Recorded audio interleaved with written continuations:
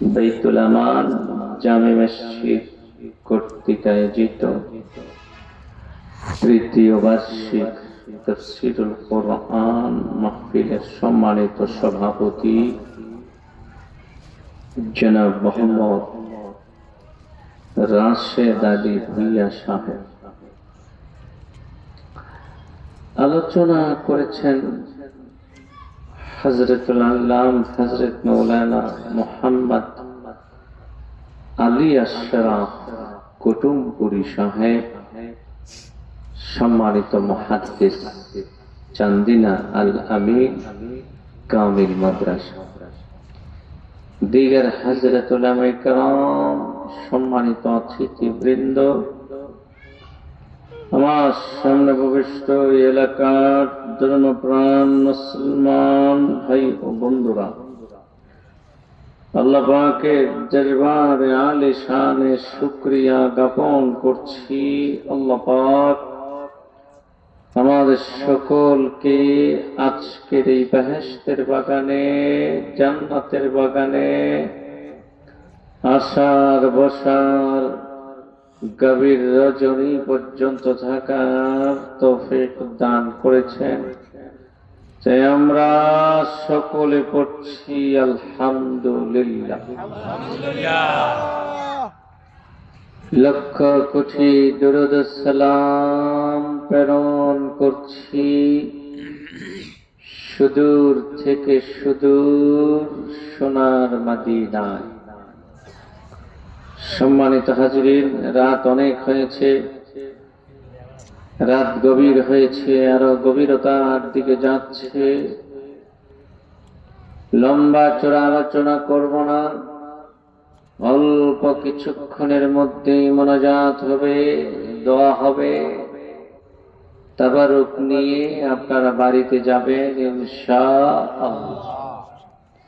যে যেখানে আছেন না কেন, দোকানে পাটে, রাস্তাঘাটে, ঘরে বাড়িতে, হাঁটাহুটায় আছেন, চলাচল করছেন, বসে আছেন, আড্ডায় মগ্ন আছেন, সব কিছু ছেড়ে দিয়ে আল্লাহকে পাওয়ার উদ্দেশ্যে এই বেহেশতের বাগানে, জান্নাতের বাগানে, রহমতের ছায়ার তলে চলে আসুন। এখানে আসলে বসলে গুনাহ মাফ হবে, গুনাহগুলি মাফ হয়ে যাবে।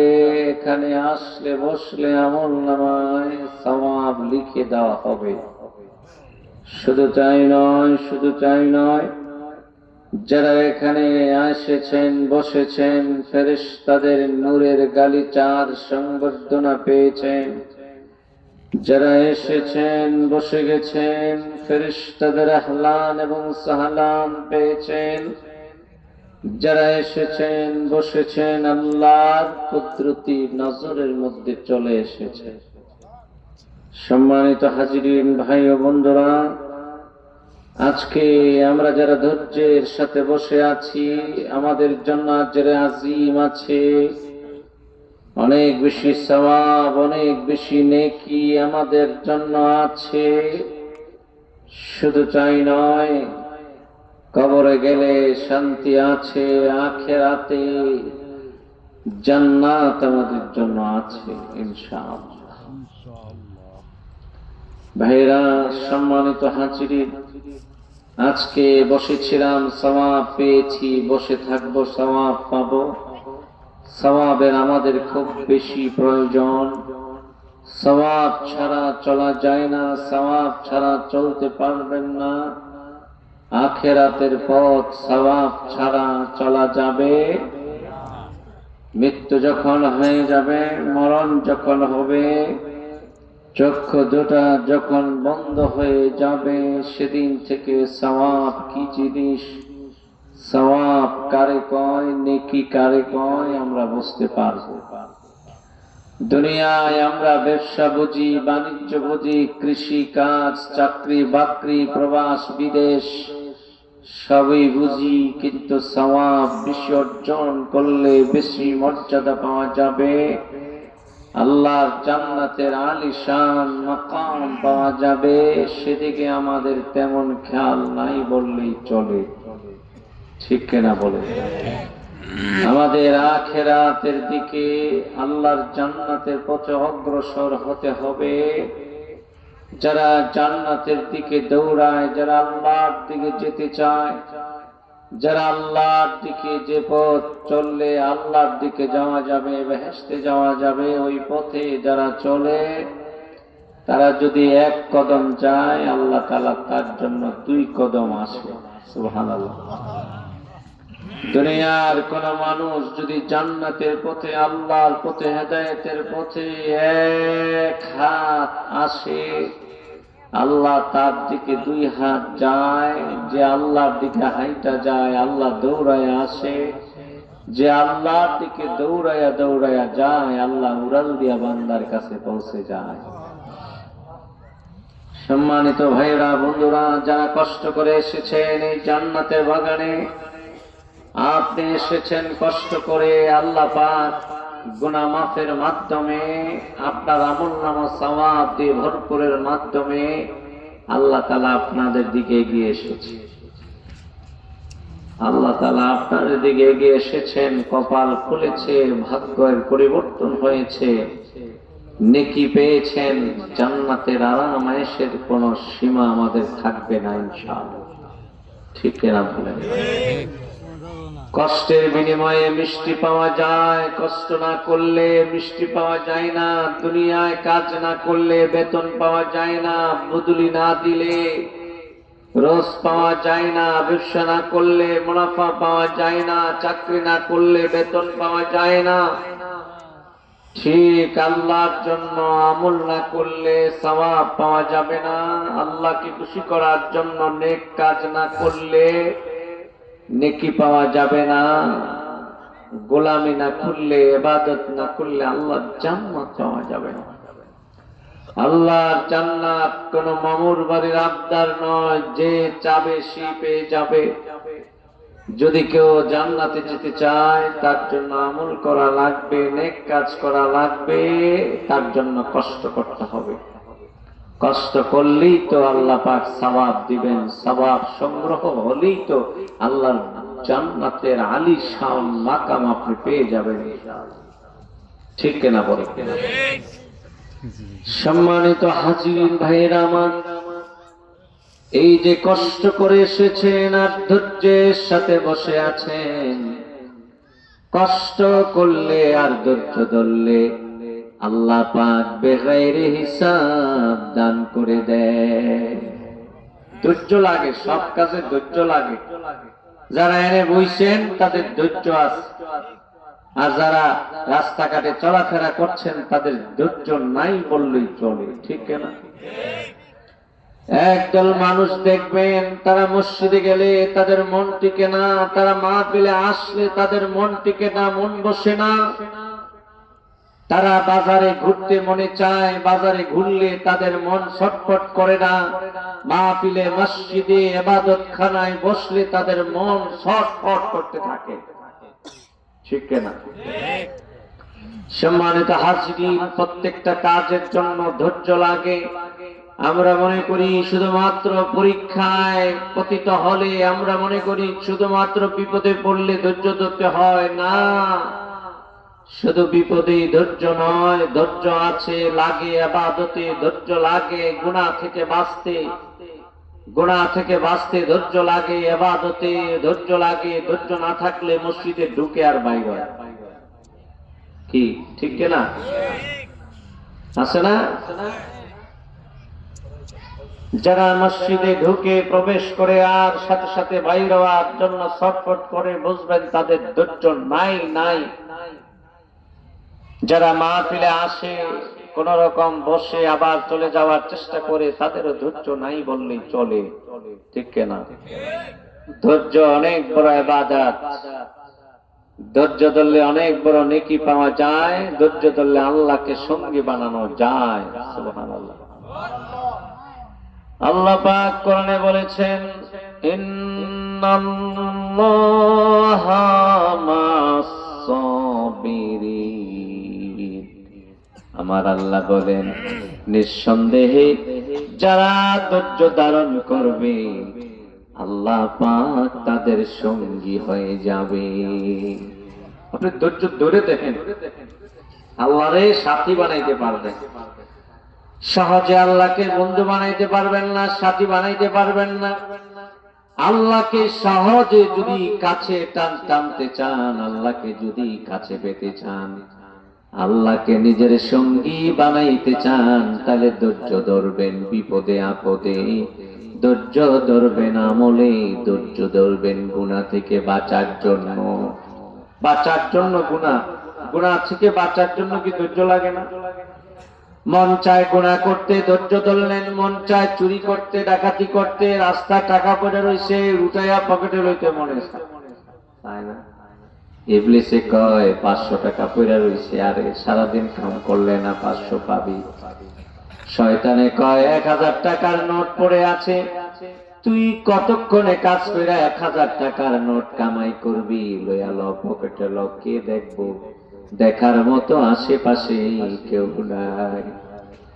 ইবলিস আর শয়তানে আপনাকে ধোঁকা দিচ্ছে, কেউ দেখবে না।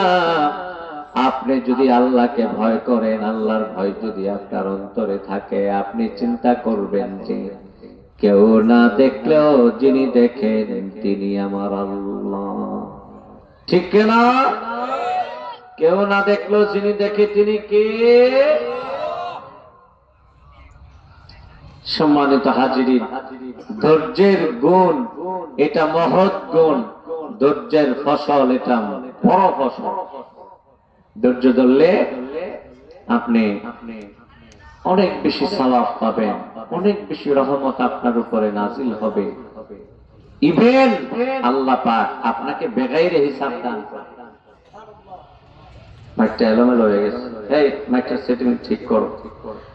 কথা বুঝে আসছে ভাইয়েরা? আল্লাহ পাক কি বলেছেন? যারা ধৈর্য ধারণ করবে আল্লাহ পাক তাদের সঙ্গী হয়ে যাবে। আল্লাহ পাক অন্য আয়াতে বলেছেন, ইন্নামা ইউওয়াফাস সাবিরুনা আজরুহুম বিগাইরি হিসাব। আল্লাহ বলেন যারা ধৈর্যশীল, যারা ধৈর্য ধরবে তাদেরকে আল্লাহ পুরস্কার দিবে, পুরস্কার দিবে। কত দিবে? আল্লাহর নেয়ামত কত দিবে এটা কেউ জানে না। বেগাইরে হিসাব আল্লাহ দান করবে। বলেন সুবহানাল্লাহ। আল্লাহ পাক যারা ধৈর্যশীল তাদেরকে যা দিবে তা গণে কেউ শেষ করতে পারবে না। বেগাইরে হিসাব আল্লাহ দান করবে। সুবহানাল্লাহ। এই যে বইছেন, ধৈর্য লয়ে বইছেন না? ধৈর্য না থাকলে তো হাঁটাউটা করলেন হইলে, মুসরি করলেন হইলে, দোহানো বাটা চা খাইতেন গেলেন হইলে, হেলে যাইয়া কত কথা কইলেন হইলে, কিন্তু ধৈর্যের সাথে বসে আছেন বলে আপনারা অগণিত সওয়াব পাচ্ছেন। কি পাচ্ছেন আপনারা কিন্তু দেখছেন না। আল্লাহ রহমত নাজিল হচ্ছে মুষলধারে বৃষ্টির মতো। সুবহানাল্লাহ। সম্মানিত হাজিরিন, ধৈর্য কয়েক প্রকার। এক নম্বরের ধৈর্য হচ্ছে ইবাদতের ধৈর্য। ইবাদতের ধৈর্য হলো এক নাম্বার, মানে যারা ইবাদতের মধ্যে ধৈর্য ধারণ করবে আল্লাহ পাক তাদেরকে 300 মর্যাদা নসিব করে দিবে। দ্বিতীয় নম্বরের ধৈর্য হচ্ছে গুনাহ থেকে বাঁচার জন্য ধৈর্য। যারা এই ধৈর্যটা ধরবে আল্লাহ পাক তাদেরকে 600 মর্যাদা নসিব করে দিবে। তৃতীয় নম্বরের ধৈর্য হচ্ছে মুসিবতে পড়লে আল্লাহ যদি পরীক্ষা নেয়, আল্লাহ যদি পরীক্ষায় ফেলে দেয়, তাহলে ধৈর্য ধরবেন। এই ধৈর্যটা যদি ধরেন তাহলে আল্লাহ পাক 900 পুরস্কার, 900 মর্যাদা আপনাকে নসিব করে দিবে। ধৈর্য কয় প্রকার? বলেন 3 প্রকার। কত প্রকার? এক এক প্রকারের এক এক ফজিলত। সুবহানাল্লাহ। তো আমরা জানি সবচেয়ে বেশি ধৈর্য ধরতে হয় আমাদেরকে মুসিবতের মধ্যে পড়লে, পরীক্ষায় যখন আমরা পতিত হব, আল্লাহ যখন আমাদের থেকে পরীক্ষা নেবে, ওই সময় আমাদেরকে বেশি ধৈর্য ধরতে হয়। কারণ মুমিন মুসলমানের কাজে কাজে পরীক্ষা আছে না? আছে কিনা বলেন? কত বিপদ আপদ আমাদের আসে, এটা আল্লাহর পক্ষ থেকে আসে। বিপদ আপদ না দিলে আপনাদের সব সময় যদি একরকম খাওয়ায় আল্লাহ, তাহলে তো আপনার জন্য কোনো পরীক্ষা হইল না, ঠিক না? কখনো কখনো আল্লাহ খাবার দিবে, কখনো কখনো খাবার দিবে না। কোনো বেলায় বেশি দিবে, কোনো বেলা কম দিবে, কোনো বেলা ভালো দিবে, কোনো বেলা মন্দ দিবে একটু। সব সময় ভালো খাইলো আলহামদুলিল্লাহ, একটু মন্দ খাইলো আলহামদুলিল্লাহ, একটু নরমাল খাইলো আলহামদুলিল্লাহ, উন্নত খাবার খাইলো আলহামদুলিল্লাহ, ওই বুয়া সাহেবের রেস্টুরেন্টের মধ্যে খাইলো আলহামদুলিল্লাহ। কি আলহামদুলিল্লাহ বলতে হবে না? সব সময় আপনি রেস্টুরেন্টে খান আর একদম ফুটপাতে খান, একটা শব্দ জবানে বাইরিব আলহামদুলিল্লাহ। নাকি ভালো খাইতে পারলে কেবেন আলহামদুলিল্লাহ, আর বর্তা দিয়ে খেলে কেবেন কি খাওয়াইলা আল্লাহ, হ্যাঁ কি খাওয়াইলা, এটা এত ভালো উল্লাস থাকতাম, তাই নাকি? হ্যাঁ, সব সময় মাহমুদের দরবারে শুকরিয়া আদায় করতে হবে, ঠিক কিনা? সম্মানিত হাজিরিন, মুসিবতের মধ্যে যখন পড়ে যাবেন আপনি, তখন আপনি কি করবেন? আল্লাহর উপর ভরসা করবেন আর ধৈর্য ধারণ করবেন। ভরসা করলে আল্লাহর উপরে আপনি যেই জায়গায় থাকেন না কেন আপনার উপর রহমত নাজিল হবে।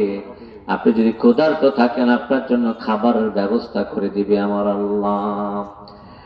আর যদি ধৈর্য ধারণ করেন তাহলে ফজিলত আসেনি, কোন ফজিলত আসি কিনা বলেন? আল্লাহ পাক বেগাইর হিসাব ফজিলত দিবে। এই পৃথিবীতে কোন নবী রাসূল ছিল না যাদেরকে আল্লাহ পরীক্ষায় পতিত করে নাই, যাদের থেকে পরীক্ষা নেয় নাই। যে যত বড় নবী ছিল, যার মর্যাদা আল্লাহর দরবারে যত বেশি ছিল, তাকে তত বেশি পরীক্ষা দিতে হয়েছে। পরীক্ষা সবার জন্য আছে।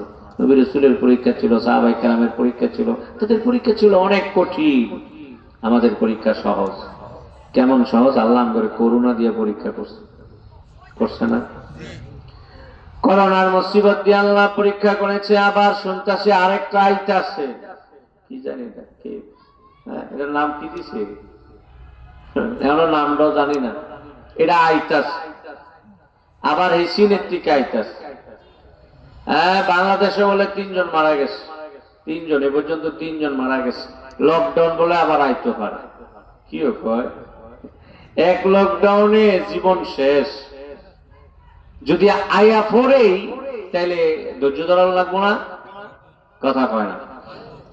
আয়া যদি লাই, আয়া যদি পড়ে, তাইলে ধৈর্য ধারণ করতে হবে। ওই সময় ধৈর্য ধারণ না কইরা কোনো উপায় থাকবে না। লকডাউনের মধ্যে আপনারা বেশি বাজার করছেন, আরো একদিন ছুটি দিলে দেখা গেছে সবাই বাজারে এমন নামছে, করোনা লইয়া বড় আইছে, এমন বাজার করছে। 1 মণ লবণ কিনা লাগছে, হঠাৎ করে লবণের দাম বেড়ে গেছে। কি লিগা? আমার বলতে লবণ কিনে শুরু করছে। তুই কি 5 বছর লবণ খাবি? বাঙালি এমন বলছে, লবণের দাম 10 টাকা বেড়ে গেছে, উনি 1 মণ কিনা লাগছে। এত লবণ লাগে? লবণ কিনা লবণ বাজারে শর্ট করাই লাগছে। এখন যার প্রয়োজন লাগে কোন রকম একটু লবণের, আর কিননের লেগে বাজারে কোনো লবণ নাই। পরে পুলিশ হামলা দিছে না? পুলিশ কি করছে? ঘরে ঘরের থেকে লবণ বাইর করছে। ব্যবসায়ী দোকানদারে নিয়ম করে দিছে 1-2 প্যাকেটের বেশি লবণ বেচতে থাকতে না। ভাইয়েরা আমার, করোনার মুসিবতের মধ্যে আমরা ধৈর্য ধারণ করেছি। আবার আমাদের উপরে কত মুসিবত আসে। মাঝে মাঝে ফসলের মধ্যে, ক্ষেতের মধ্যে মুসিবত চলে আসে। কৃষি লাগে, পোকা মাকড় লাগে, দুর্বাদুর লাগে, এগুলি সব পরীক্ষা। আপনি যদি আল্লাহর জন্য হয়ে যান, পরীক্ষা সহজ হবে। আপনি যদি মন চাই জিন্দেগি করেন, পরীক্ষা কঠিন হয়ে যেতে পারে, ঠিক না? সম্মানিত হাজিরিন ভাইয়েরা আমার, পরীক্ষা যখনই আসবে তখন আল্লাহর উপরে ভরসা করব। আল্লাহকে গালিগালাজ করা যাবে না। আল্লাহ পাক অনেক ভাবে আমাদের থেকে পরীক্ষা নিবেন। কখনো বা ক্ষুধার্ত রাখবেন, কখনো বা অসুস্থ করে দিবেন, আমাদেরকে বিছানায় শোয়া রাখবেন। অনেকে তো এমনও আছে বিছানায় পড়ে পড়ে আল্লাহরে গালিগালাজ করে, আল্লাহ তুমি আমারে গালি দাও। এই কদিন আগে জ্বর গেছে, এখন আবার পাতলা পায়খানা দিলা। কদিন আগে ঠান্ডা গেছে, এখন আগে আর হাত ব্যথা পা ব্যথা দিলা। আল্লাহ তুমি আমার সারার করে পাও না। হ্যাঁ, সব রোগ খালি আমারে দিস, রোগের কোনো অভাব নেই। রোগ আছে না? এই কার রোগ নাই? একজন হাত তোলেন তো। হুজুর আপনার মনে রোগ নাই? যেমনি সাহেব হয়েছেন, আমার মনে কোনো রোগ নাই। সবার রোগ আছে, কিছু না কিছু রোগ সবার আছে। কমাস কম ঠান্ডা হইল আছে। বলবেন হুজুর ঠান্ডা কি এটা রোগ নাকি? হ্যাঁ, ঠান্ডা এটা একটা রোগ। এর জন্য আপনি সওয়াব পান আল্লাহর কাছে। প্রত্যেকটা রোগের জন্য, প্রত্যেকটা অসুস্থতার জন্য বান্দার সওয়াব আছে। আছে কিনা? আপনি মনে করেন না রাস্তায় একটা ইটের মধ্যে আপনি উষ্টা খেয়েছেন, আঘাত পেয়েছেন, এটার জন্য সওয়াব নাই। না না, সব কিছুর মধ্যে সওয়াব আছে। এমনকি আপনি আঘাত পেয়ে যদি জুতার ফিতাটাও ছিঁড়া যায়, তার জন্য আপনার সওয়াব আমলনামায় লিখে দেওয়া হয়। মুমিন মুসলমানের কোন কাজ বিফলে যায়? বলেন বিফলে যায়? সব কাজে সওয়াব আছে যদি ইমানদার হন। যদি টেহারা হারাইলেছেন, সওয়াব আছে। এই টেহারা যা হারাইলেছেন 100 টাকা, এটা দান করে দিলে যে সওয়াব হারাইছেন এই সওয়াব। এর লেগে খালি হারাইলেবেন নাকি? সোরেরা কয়েক ভালো হয়েছে, সবার থেকে নেমুনায় হাতে সওয়াব পাইবে। যে হারাইল সে না সওয়াব পাইল। আমার ভাইয়েরা, তুমি যে টোকায় আনিলা তুমি তো সওয়াব পাইবা না। 100 টাকার জন্য, 1000 টাকার জন্য তুমি কিন্তু তার কাছে গ্রেফতার হইবা, তার কাছে অ্যারেস্ট হইবা কিয়ামতের ময়দানে। কিয়ামতের ময়দানে সবাইকে ডাকা হবে, জালেম আর মুজলুমকে ডাকা হবে, পাওনাদার দেনাদারকে ডাকা হবে। আল্লাহ পাক একজনের হক আরেকজনকে ফিরাইয়া দিবে। আল্লাহ পাক যার যার হক তাকে বুঝাইয়া দিবে। আল্লাহ কিয়ামতের ময়দানে ইনসাফ কায়েম করবে।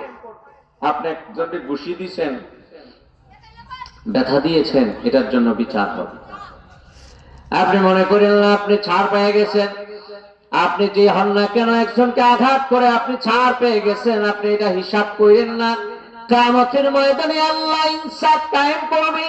এমনকি একটা গরু, একটা বাছুর যদি আরেকটা গরু বাছুরকে ঢুমা দেয়, আঘাত করে, শিঙের মাধ্যমে আঘাত করে, কিয়ামতের ময়দানে আল্লাহ তাকে জিন্দা করে কইব, তোরে না দোয়া দিছে, তুই দোয়া দে।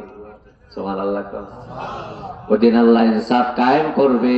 ইনসাফ কায়েম কইরা তাদেরকে বলবে, যা কোন তোরা বা তোরা মাটি হইয়া যা, কিন্তু মানুষ ওই দিন মাটি হইতে পারবে না। মানুষেরা কইব, জালেমেরা কইব, অন্যায়কারীরা আল্লাহকে বলবে, গুনাহগারেরা আল্লাহকে বলবে, আল্লাহ এই গরু বাছুর গুলি দিয়ে যেমনি মাটি বানাই দিছো, আমারে মাটি বানাইয়া দাও, তারপরে জাহান্নামের আগুনে জ্বালাইও। এটা কি সম্ভব? আল্লাহ পাক সেদিন ইনসাফ কায়েম করবে। প্রত্যেকটা কাজের হিসাব আল্লাহর দরবারে দিতে হবে, প্রত্যেকটা আমলের সওয়াব পেতে হবে, গুনার জন্য শাস্তি পেতে হবে। ইল্লা মাশাআল্লাহ, আল্লাহ যাকে ক্ষমা করে সে ক্ষমা পেয়ে যাবে। ঠিক কিনা বলেন? সম্মানিত হাজিরিন, সম্মানিত ভাইরা, বন্ধুরা, আমাদের প্রত্যেকটা কাজে কাজে কি করতে হয়? ধৈর্য ধারণ করতে হয়। এখানে বসছেন, ধৈর্য। মসজিদের মধ্যে ধৈর্য। এই যে খারাপ কাজে যান না, ধৈর্য। খারাপ কাজ থেকে যে বেঁচে থাকেন, এটাও ধৈর্যের পরিচয় দেন। যখন আপনি আল্লাহর মনসা মতো, আল্লাহর ইচ্ছা মতো কাজ করবেন, আপনার উপরে রহমত নাজিল হবে। ছোটখাটো কোনো পরীক্ষা দিলে আল্লাহ ওই পরীক্ষায় সফলতা দান করবে। আমনে করে পরীক্ষা দিছে মাথায় বাজারও দিছে না, কথা কয় না? মাথায় বাজারে আপনাদের দোকানগুলি থেকে আগুন লাগে নাই? অনেকের দোকানের মধ্যে আগুন লেগেছে। এটা কারো জন্য মুসিবত হইতে পারে, গজব হইতে পারে, কারোর জন্য আল্লাহর পক্ষ থেকে পরীক্ষা হইতে পারে। ঠিক কিনা? যদি কারো বদামলের কারণে আয়সা থাকে, তার জন্য গজব। আর তার কারণে আসছে পাশের সব দোকানগুলি পুড়া গেছে, তাদের জন্য এটা পরীক্ষা। ঠিক আছে? একজনে গুনাহ করছে, গুনার প্রতি আল্লাহ অসন্তুষ্ট হয়ে আগুন লাগাই দিছে, কথা বুঝতে পারছেন? তার জন্য গজব। আর আপনি যে পাশের দোকান কিছুই করলেন না, আপনার দোকানটা ঘুরে গেল গা, এটা আল্লাহ আপনার পরীক্ষা আলাইছে। আপনি ধৈর্য ধরেন, আপনি আল্লাহর জান্নাতে নেয়ামত পাবেন ইনশাআল্লাহ। বলেন না ইনশাআল্লাহ? অনেক দোকানদারের দোকান পুড়ে ছারখার হয়ে গেছে, ছাই ছাই হয়ে গেছে।